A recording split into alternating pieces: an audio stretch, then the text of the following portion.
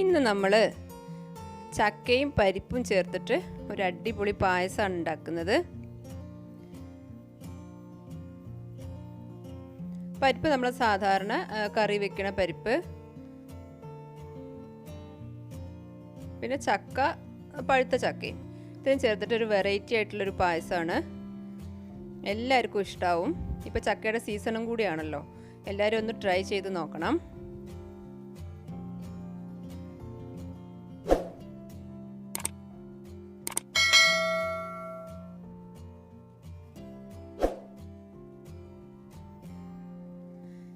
ഇതിലേക്ക് വേണ്ടിയിട്ട് ഞാൻ പരിപ്പ് എടുത്ത് വെച്ചിട്ടുണ്ട്. ഒരു 1/4 കപ്പ് പരിപ്പാണ് ഞാൻ എടുത്തത്. ഞാൻ ഈ പരിപ്പ് കാണിക്കാൻ വേണ്ടിയിട്ടാണ്. നമ്മൾ കറിയിലൊക്കെ ഇടുന്ന, സാമ്പാറിലൊക്കെ ഇടുന്ന പരിപ്പ്. ചക്ക ഞാൻ മിക്സിയിൽ അരച്ചിട്ട് ഫ്രിഡ്ജിൽ വെച്ചതായിരുന്നു, ഫ്രീസറിൽ വെച്ചതായിരുന്നു. 1 മാസം മുമ്പ് വെച്ചതാണ്. ഇങ്ങനെ ചക്ക സൂക്ഷിച്ചാൽ ഒരു 6 മാസം വരെയൊക്കെ നിൽക്കും. ഫ്രീസ് ചെയ്ത് സൂക്ഷിക്കണം. ചക്ക വെള്ളം ഒട്ടും ചേർക്കാതെ മിക്സിയിൽ അരച്ചിട്ട് ഞാൻ ഇങ്ങനെ കണ്ടെയ്നറിലാക്കി വെച്ചതായിരുന്നു. അതൊരു 3 കപ്പ് ഉണ്ട് കേട്ടോ. അതിലേക്ക് ഞാൻ ശർക്കര ഉരുക്കുകയാണ്. 1/4 കപ്പ് പരിപ്പാണ് എടുത്തിട്ടുള്ളത്. പരിപ്പിനെ നമ്മൾ വേവിക്കണം. ശർക്കര 4 എണ്ണം എടുത്തിട്ടുണ്ട്. മധുരത്തിനനുസരിച്ച് കൂട്ടുകയോ കുറയ്ക്കുകയോ ചെയ്യാം. ഞാനിപ്പോൾ ഇവിടെ നല്ല മധുരമുള്ള ചക്കയായത് കാരണം 4 എണ്ണം എടുത്തിട്ടുള്ളൂ. കൂടുതൽ വേണ്ടവർക്ക് കൂടുതൽ എടുക്കാം. അതൊന്ന് നന്നായിട്ട് ഉരുക്കി എടുക്കണം. നമുക്ക് അരിച്ചെടുക്കാനുള്ളതാണ്. എന്നിട്ടാണ് നമ്മൾ പായസത്തിലേക്ക് ഒഴിക്കുക.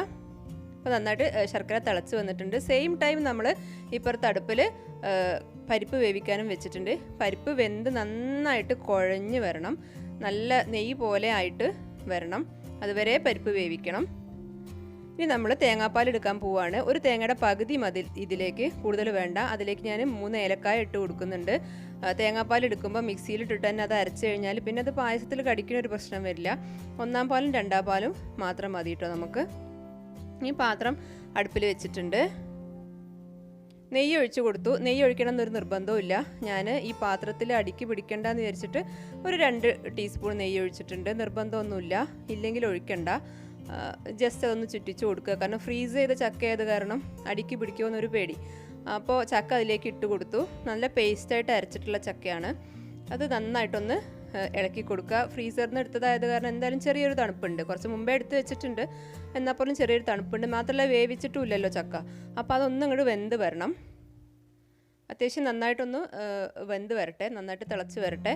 ആ സമയത്ത് വേണം നമ്മൾ വേവിച്ച പരിപ്പ് അതിലേക്ക് ഇട്ട് കൊടുക്കാൻ. പരിപ്പ് നന്നായിട്ട് വേവണം. പിന്നെ അഥവാ വെന്തിട്ടില്ല എങ്കിൽ മിക്സിയിലൊന്ന് ക്രഷ് ചെയ്തെടുത്താൽ മതി. പക്ഷെ വേവിക്കുകയാണ് എളുപ്പം.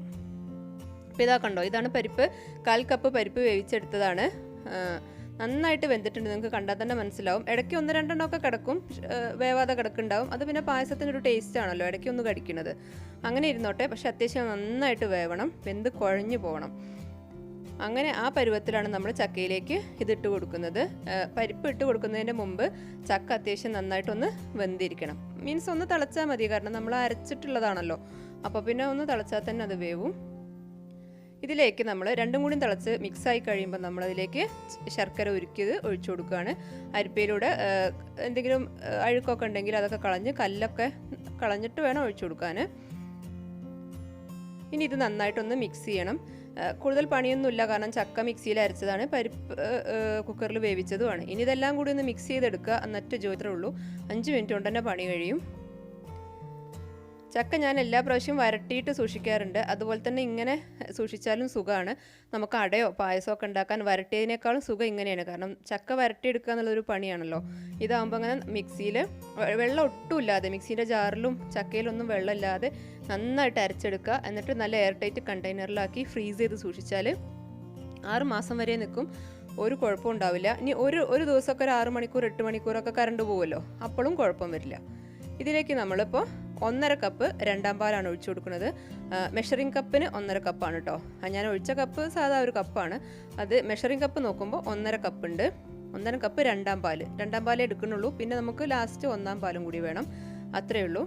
പായസത്തിൻ്റെ കൺസിസ്റ്റൻസി ഓരോരുത്തരുടെയും ഇഷ്ടമാണ്. ചിലർക്ക് നല്ല ലൂസായ പായസമായിരിക്കും ഇഷ്ടം, ചിലർക്ക് നല്ല ടൈറ്റ് ആയിരിക്കണമായിരിക്കും. ഇതിപ്പോൾ പരിപ്പ് ചേർത്തത് കാരണം ചൂടാറി കഴിയുമ്പോൾ ഒന്നും കൂടി നല്ലതായിട്ട് കുറുകാൻ സാധ്യതയുണ്ട്. അപ്പോൾ അതിനനുസരിച്ച് വെള്ളം ഓരോരുത്തരുടെ ഇഷ്ടത്തിനനുസരിച്ച് ഒഴിച്ചു കൊടുക്കുക. അപ്പോൾ നന്നായിട്ട് തിളച്ച് വന്നിട്ടുണ്ട്. ഇനി ഇതിലേക്ക് നമ്മൾ 1-ാം പാലാണ്. 1-ാം പാൽ 1/2 കപ്പേ ഉള്ളൂ. മെഷറിംഗ് കപ്പിന് 1/2 കപ്പ്. 1-ാം പാലിൻ്റെ 2 ഇരട്ടിയാണ് നമ്മൾ രണ്ടാം പാലെടുത്തത്. ഇപ്പോൾ അതും കൂടി ഒഴിച്ചു. ഞാനിങ്ങനെ ഒഴിക്കണ കാണുമ്പോൾ നമുക്ക് മനസ്സിലാവും പായസത്തിൻ്റെ കൺസിസ്റ്റൻസി എങ്ങനെയാണെന്ന്. ചൂടാറിക്കഴിഞ്ഞാൽ ഇതിലേറെ ഒന്നുകൂടി കുറുകാൻ സാധ്യതയുണ്ട്. കാരണം നമ്മൾ പരിപ്പ് ചേർത്തത് കൊണ്ട്. ചക്ക മാത്രമാണെങ്കിൽ അത് ടൈറ്റായി വരാനായിരിക്കും ബുദ്ധിമുട്ട്. ഇതിലേക്ക് ഞാനിപ്പോൾ ഇട്ട് കൊടുത്തത് ചുക്കുപൊടിയാണ്.